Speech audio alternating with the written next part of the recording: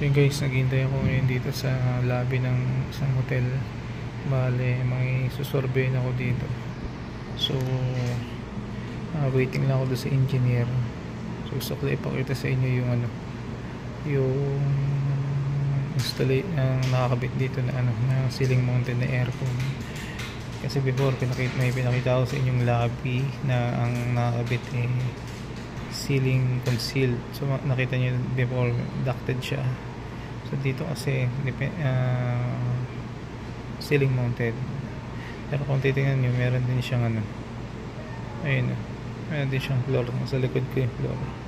So ang maganda lang sa floor, hindi lahat nung volume pinapalamig mo. Yung nasa pinakataas, hindi mo na kailangan palamigin yun. So yun, sa ceiling mounted, explain ko. Ito siya guys. Ayan guys, yun ang ceiling mounted dito sa lobby. Yung lobby nila. Ayan. So yan, ang return air ng so dito yung supply air, dito yung return air. So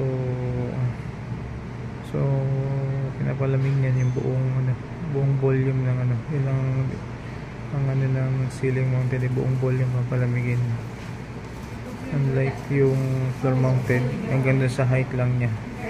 Kunyari ang floor mounted mo hanggang dito lang, so hanggang dyan lang. So yung volume na sakop lang niya, yung height na sakop lang niya, yung napapalamigin. Itong ceiling mounted hindi, katulad yung ceiling concealed, ganun din, buong volume ng kwarto papalamigin nila. Kaya mas malaki ang load ng hindi mababawasan yung load mo pag ceiling mounted nilagay mo. Pero syempre kagandahan naman ito, wala kang sa baba, yung space mo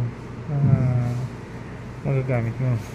Pero kung floor yan, syempre kunyari andyan yan, so medyo hindi mo malalagay yung halaman.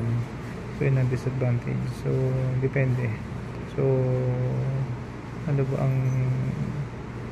ang gusto mo? Aesthetics, space. So dito kasi hotel lobby to, so maaaring tapos ang niya bintana yan, so medyo eyesore kung floor mounted. So okay siya kapag yung dalawang halaman na yan, maganda yung ng lobby. Ayan guys.